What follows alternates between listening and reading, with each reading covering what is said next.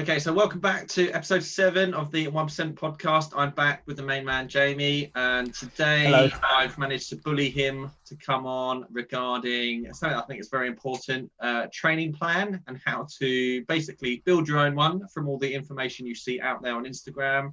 As everybody well knows, in this pandemic, social media is a huge, basically hub of information. And from the guys like the body coach and stuff like that, putting out information all day, every day. How do you even know where to start to build a training plan? So I'll pass this over to Jamie first because, as everyone knows, he's a great online coach in his own words. All of his client wins, and how he gets his clients to do it. And then I'll sort of give my sort of 2 cents, being a therapist and a personal trainer, and why getting to do might be a little bit different. Yeah, so I'd say there's 2 points that you want to look at, in the sense that you want to do something that's both effective and gets you to the goal, and also something that you'll actually do, both be able to do and want to do. If you're looking at a broad spectrum of, you're not talking about a specific individual, because obviously it caters to that specific individual, but on a really basic front of it, you want to start big, then narrow down in a session, in the sense that you probably want to start with your compound exercises, the most difficult exercises as well. You want to start doing them whilst you're fresh, whilst you've got the most energy, whilst you've got the most mental capacity to be able to think about these exercises, because a lot of them do take a lot of thought. And it's not just going in and mindlessly moving, it's going in and thinking about the execution of that exercise and being able to perform it properly. So that's where you want to start with. Again, like I say, this is a very basic view of it, but go in and start with your bench press, your squats, your deadlifts, and things like that, your multi-joint movements that are potentially risky if that you aren't fresh and performing them properly. And then you want to kind of whittle down, and probably you also want to start with a lower rep range, start kind of with a heavier load, lower rep range, and then as the workout goes on, move more and more into a higher rep range and more isolation work per se. That, I would say, is kind of the brief overview of how to kind of design a basic training plan for anyone. Have you got an example? So starting with your compounds, getting into your sort of accessories and stuff like that. Yeah, so like I say, for me, for example, say like on a push day, it'd be like starting off with like bench press, then and maybe something like a dumbbell shoulder press. Yeah. Then moving on into your flies, your lateral raises and chest flies and that sort of stuff, before you then move on to your real kind of isolation and looking at like your tricep extensions, your real single joint stuff that's really just proper narrowed down, and going into a much higher rep range. So obviously on the bench press, maybe working in like a 5 to 8 sort of rep range, and then before you know it, you're down in the tricep extensions where you're going for like a near on 20 rep range and working towards like really burning out sort of thing. Again, really kind of simplistic view of it, because obviously there's loads of different things, loads of different caveats to that, depending on person to person and goal to goal, but that's kind of the basic overview of it. Yeah, so you mentioned person to person. Something that I find very much, I mean, again, this is where personal training comes in quite handy, because everyone who's coming into you wants a personal session. Like, there are obviously exercises are the same, but how two people do them are completely different. So for example, look at myself and yourself. Like, I've got really long arms. So a bench press for me, getting to parallel is going to look like I'm barely moving it type thing. Whereas for you, isn't that totally like, actually that's the other way around. It's going to look like I've got to do a lot of movement.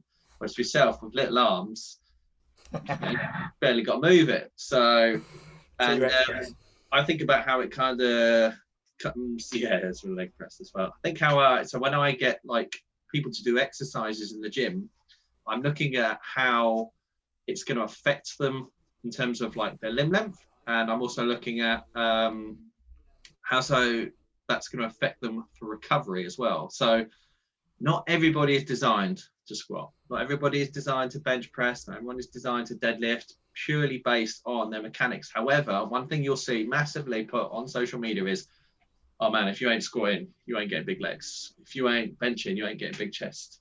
Now, I agree to a certain extent for some principles. However, when it comes to, I've wanted to bench 100 kilos all the time since I've ever started training, because what is the most asked question when you go into a gym? How much you bench? However, my limb lengths are so long that it puts so much stress doing a flat bench on my shoulder joint. So it's taken me 12 years trial and error now to finally get where it doesn't work flat bench. I do incline, no shoulder issues. I'm getting stronger, and because I'm finally pushing it in this year, it's actually allowing me to stay injury free. So therefore, because I'm injury free, I enjoy it. I stopped going back into and from, and like it's coincided with some of my best chest development over the past year. However, my best chest development in the past year came from purely cables. And yet most people would go, oh, you know, can't do that. And yet I'm like, but why? So one thing I would always put forward to people is like, I would assess how it works for the client. I would assess their feedback. Again, if there's any kind of like pain, obviously there's a difference between pain of the actual muscle working, but pain in a joint, then, you know, we're definitely not doing those exercises. So I would say if you're looking to try new exercises, which you'll see a load of performed by different like trainers online, I would say if it affects your joint, then don't do it. And again, you know, try those out. And if you don't like it as well, bloody hell, make sure you don't put it in there. I mean, there's plenty of exercises I don't like that I don't put into my programs for myself and for clients. If they don't like it, they're less likely to keep coming back. 100%. 100%, yes. Yeah, no. So like you were saying, kind of it. There's the point where you got to train the right way for you, and again that may mean that your training is very, very different to maybe the vast majority of people. Like there's obviously certain things that loads of people, like 90% of people, can do in a gym. You might be that one person that might not be able to for whatever reason. Like that's why obviously I was saying about the that exercise plan that I laid out of starting with the big compound and moving down is obviously very generic. It will probably work and apply for a lot of people, but that principle will also look different on a lot of people. And like you said, in that you're still starting with the compound exercise, but you're starting with the right compound exercises for you, in the sense that yours is the incline bench that's doing the right thing for you. It doesn't mean that you have to start with flat barbell bench press. Obviously I love it, and it works for me. I'm good in that I am built well for it. I've got I can make my rib cage big, which is very ideal in flat bench and things like that. But yeah, it's still, the principle will look very similar for everyone, but it will just be then individual for you, like with you in your incline bench. That's it, sort of and not being afraid to go against the grain. Like, why has everyone got to train the same way? I mean, look at like how many people on the planet, the only people I would say that potentially could train the same way are identical twins. Otherwise, everybody's different, and yet like we're all expected to lift exactly the same way on a barbell and do the same exercises, and yet we're all different. Different sexes, different races. We have different muscle fiber types. Loads of things come into it, and yet like different goals. Yeah. Well, kind of. I mean, actually, no, yeah, totally right. Yeah, well, no, yeah, that perfectly fits into the thing I would say to you. So, I would say personally, if you're looking to do muscle building, then you're looking at more like time under tension. If you're looking for like pure strength, then you're looking at a lower rep range and more speed and power. I'd say obviously there's the thing that I would say pretty much everyone that goes in the gym, whether they know it or not, is looking for hypertrophy. Yes. They may not know it, but they are. Like 90%, 95% of people that come into the gym are looking for that. Yeah. But there's different levels to that, obviously. Like, no matter what, you are probably looking for hypertrophy in some sort of way. That doesn't mean you're looking to get a new 1 rep max or things like that. That's where it will differ. Like, obviously, yeah, everyone's looking to build muscle and get that hypertrophy, but not everyone's looking to become massive or become ridiculously strong and Should all be that sort of everybody's stuff. car. Should be, yeah. You're right, and it's something that I would bring up quite well. Like why would you need to test? I mean, I test 1 rep max strength to give me a guideline for how I set out a plan. So to give you an example of how I would set out a training plan, let's say you've never come to me before. Well, let's say perfect example. I said, Jamie, if you came to me in a session, right, and you've never trained, but you know how to squat, you know how to bench, you know how to deadlift or whatever, I would find out your 1 rep max. And something I do with my athletes at the moment is I get them to do percentage-based protocols. So let's say, for example, I've got you to do a 100-kilo squat. I'm going to work in a rep range. I'm going to work on a percentage of that 1 rep max week on week on week and build up. So I would work 100 kilos. Let's say you got 100 kilos for one. Nicely done. I would then work at a 70% of that 1 rep max for a 8 to 10 reps, 3 sets, which would be 75%, which would be 75 kilos. And then the following week, I'd go up to 80%, and then I would reduce. But every percentage I go up, I decrease in rep. So by the time I get to 100%, I will do 100% 1 rep max. However, I will do like a couple of sets of it. And each week you'll get better. And then what I'll do afterwards is then we'll retest for a new 1 rep max, and you'd repeat. So you basically find out where you are on terms of a graph. You go back down and you do as many reps as you can at each percentage. And then you would go back up, and theoretically you should be picking up more weight. So the way it's kind of happened at the moment, I mean, one of my ladies that we did bench press, her 1 rep max when we started was 42.5 kilos. We did that same protocol, and then we retested her 1 rep max after 5-6 weeks, and she got new bench press of 50 kilos. So she's gone up, and then all we do then is we then repeat that process. So we're going back down to 75% of 50, 10 reps, which would be more than the previous 75% of 42.5. And then we build up that way. So there's another way you can do that. So I found that actually works out quite well recently for people. It's not how I used to train. Very bodybuilderish. Let's say, for example, I could do a 100 kilo bench press. I might see how many times I can get 100 kilos, then do what's known as a back off set, which will be, let's say I got 100 kilos for like 3. Then I'll do like a back off set of maybe 90 kilos and try and get, 6 plus. And then I would try and beat that week on week on week. It depends where you are, who you speak to. I've had an experience with quite a few different personal trainers, and but yeah, that's kind of your basic one. The percentage one that I've found works out quite well recently. So yeah, for people that are looking to start a training plan, find some exercises, find out what you can do for 1 rep max, and then work from there. That gives you at least a good. So we've been doing that now for about 6 weeks. So it gives you a good 6-week plan, which coincides with gym's reopening in Going 6 back to weeks. gym. So if you want to take that bit of information, add it on, then by all means. So yeah, no, it's like what I was going to say is you've also got to then, similar to what we were saying about your goals, is then depending on your goals, you have. I feel like when you're new to training, you can kind of train in a whole mix of different ways, and yes. the stimulus, no matter what, will probably push you in the direction of hypertrophy and strength gains, because your body is just really good at adapting and changing the neuromuscular pathways, everything like that will be firing, and you'll be able to lift stronger, and you will get bigger quite quick, all those beginner gains and all that kind of stuff.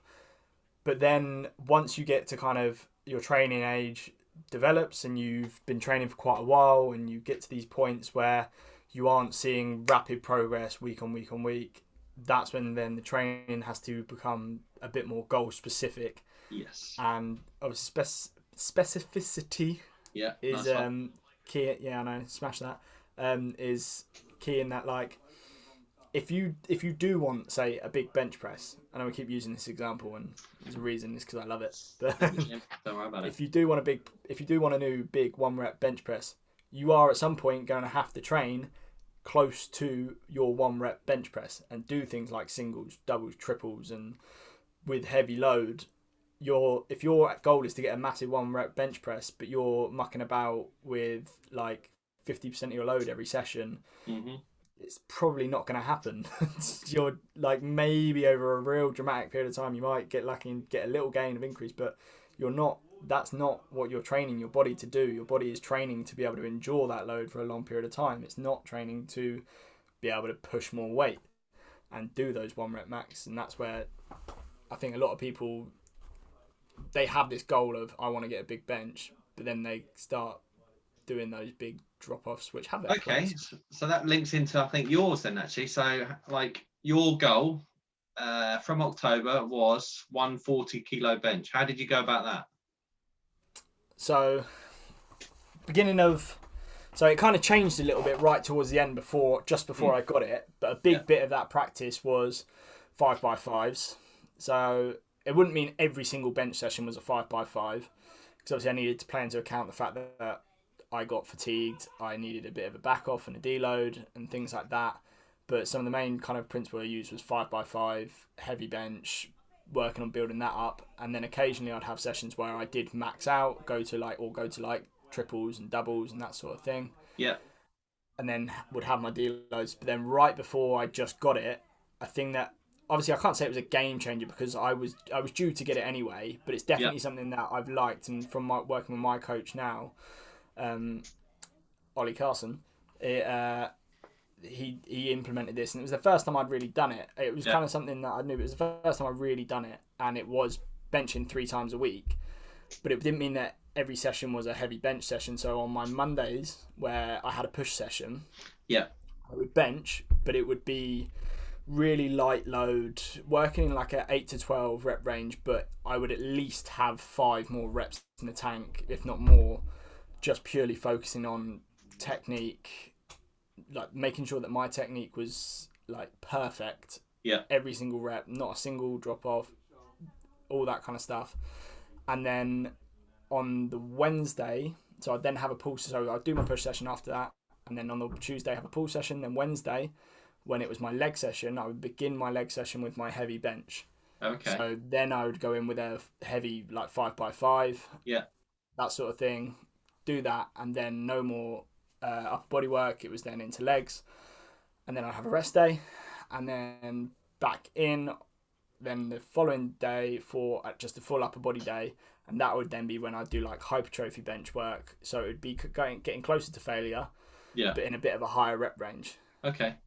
And then the upper body day, then a leg day, then a rest, and then back to starting again with the bench skill session.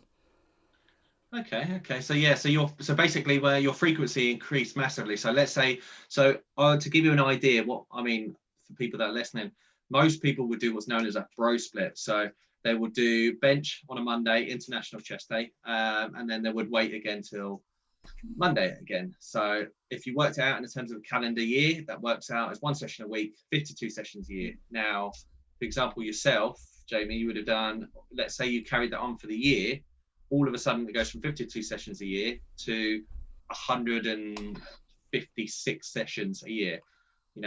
That's, I'd like to think that your strength would improve massively, and your chest development would improve massively. But I think the main element I would get to people that sort of wanted to understand this is that any lift that you do in a gym is a skill. The more you do it, the better you get at it. Now, as a teacher, previous teacher, you're looking at the 10,000 hour rule to become a master of anything. So you're talking about, if you did 1 hour a week, then that's 10,000 hours, or 9,000 hours you've got to sort of get somewhere else. Now, all of a sudden, if you did 3 hours a week, then you're going to be getting there quicker.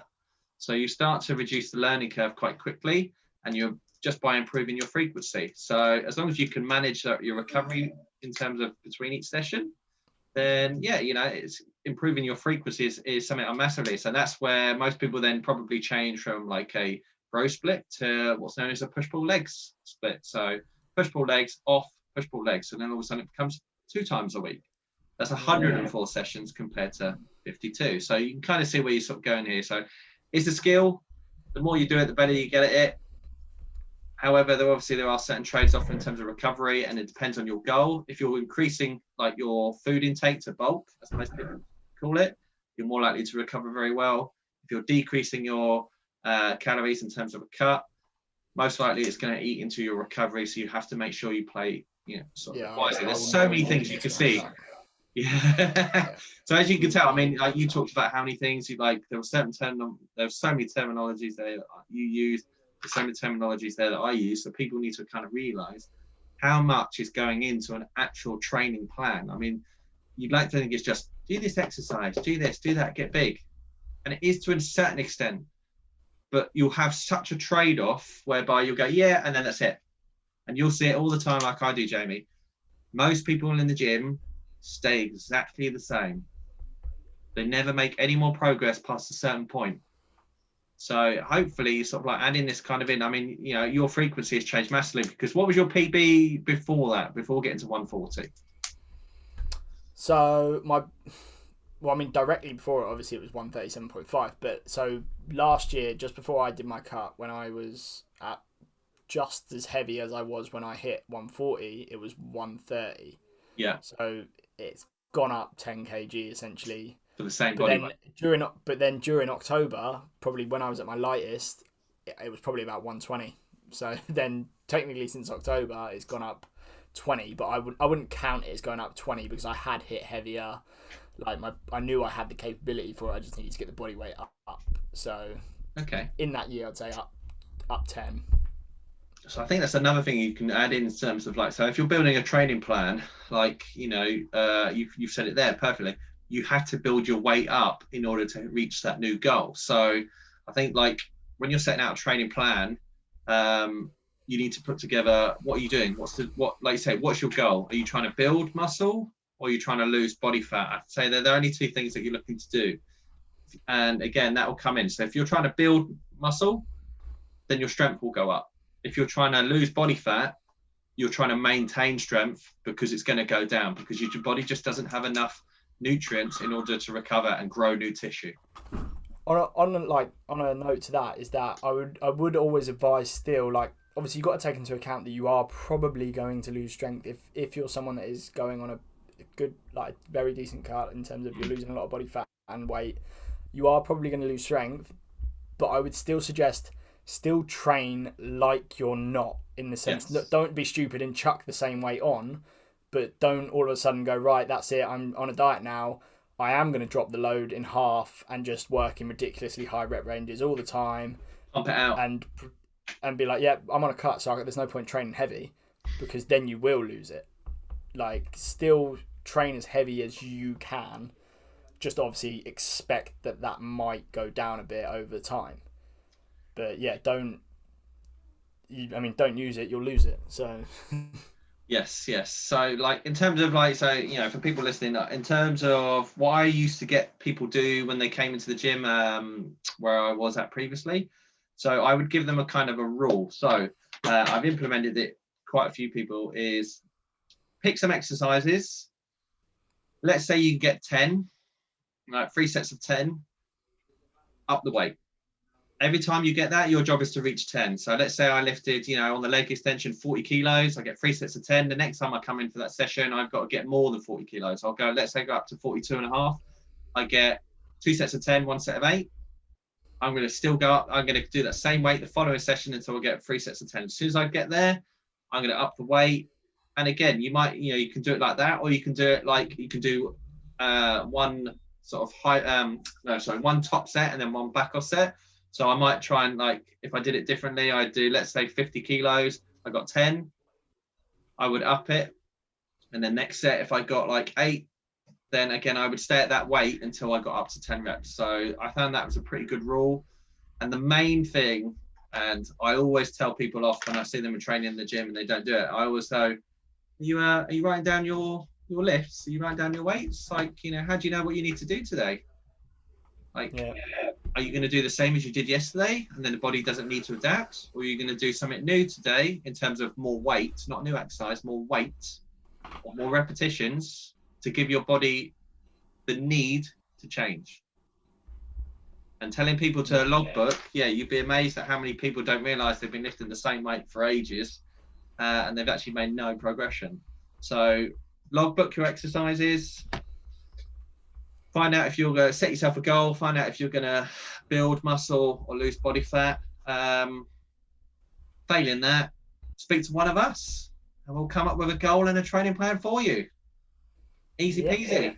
Like you've done. I mean, how many clients have you got on training plans, and what are they doing? Are they just cutting or are they bulking? Like, Oh, there's a mix. Yeah, I've got like people who are trying to lose weight, um, people who are trying to bulk up and do it even in lockdown where I got a guy who's been working with me all throughout lockdown who's had literally a TRX and some resistance bands and a rucksack to just chuck some stuff in, and yeah, we've got him in a much better position. I think he's up 7 kilograms, like, and that was his main goal, was that he wanted to be bigger because had nothing on him, and he wanted to build up, and he's managed to build up massively, and is much happier with like how he looks, how he feels, how he performs. He's noticing he's getting stronger because there are still definitely markers that you can use. Like I said in a post the other day, there's nothing wrong with a press up. People think that you've got to do something complex. A press up's great. Like, yeah, so many people can't, like, if you could do 6, but obviously there's a point where you've got to use a proper press up, or if you can't do a proper press up, make it your goal to be able to do a proper yeah. press up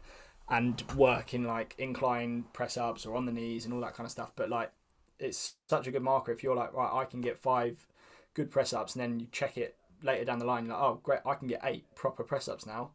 That's unreal. That's great progress, and that doesn't mean that it's not actually a real thing because it's only a body weight exercise. Like, it's a hard, heavy body weight exercise.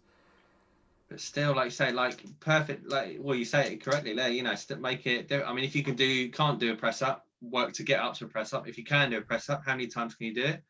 Either beat that or add more weight. Get a backpack and put some items in it. That's what I've done A with my rucksack's a ladies. great thing. So it's just like, I think people just want an excuse, unfortunately, to wait to get under a bar at a bench and realise that, like, it's not going to be all and end all. So, yeah, I think that's covered everything. I say everything. I mean, we could be talking about this for ages. Oh, There's so yeah. many variables that you can sort of bring into it. So, So one thing I did want to say actually, back on, so where you were saying about like it being a skill lifting weight, is that, yes, yeah, like, I've completely agree with that, and especially something that I've definitely, so like obviously since I started lifting weights at like 15, 16 years old or whatever, bench press is always because I was a teenage bloke and everyone wants to bench the most, and we'll do it. I'm 22 and I still do. I still love benching and love flexing it and everything like that. But so since then I've researched bench press loads. I've watched countless videos on how to bench better and all this kind of stuff, and I fully thought that I kind of knew most things about the bench at least, and literally within the past couple of months added something in from watching someone else who's do you know the Australian strength coach? Heard of him? Watching him and a guy called Godly Strong, 2 ridiculously strong blokes, especially that Godly Strong. He's a joke how much he can lift. But just watching him on bringing my feet a little bit further back so that my knees are under the hips for when I'm Yeah. doing heavy bench has made a massive difference to it. And it's something that I learned within the past couple of months, or after 6-7 years of lifting weights and thinking that I'd pretty much got it down to a T now.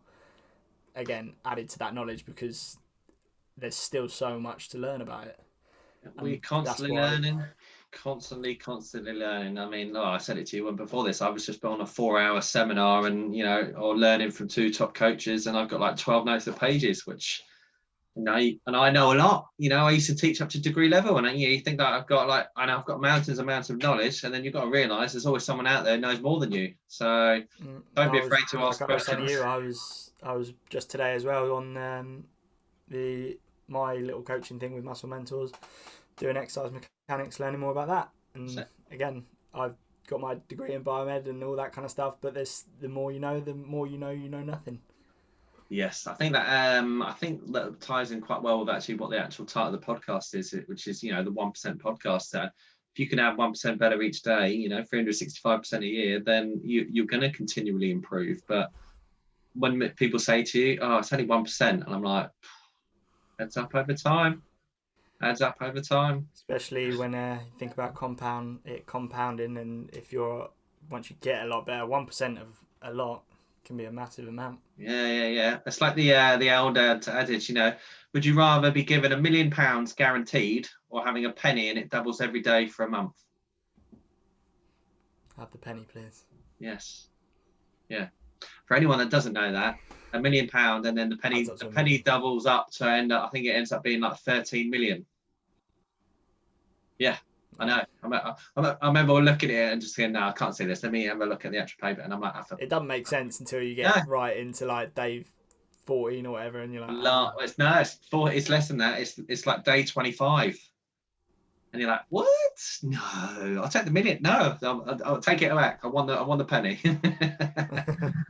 So yeah, I mean, so that's quite a bit. I mean, we could be talking about this for ages. There's so much to cover. There are different levels: basic, intermediate, and advanced. I mean, we can cover so much of this. The best thing to really do, guys, after listening to this, if you really need more information, is to contact either one of us.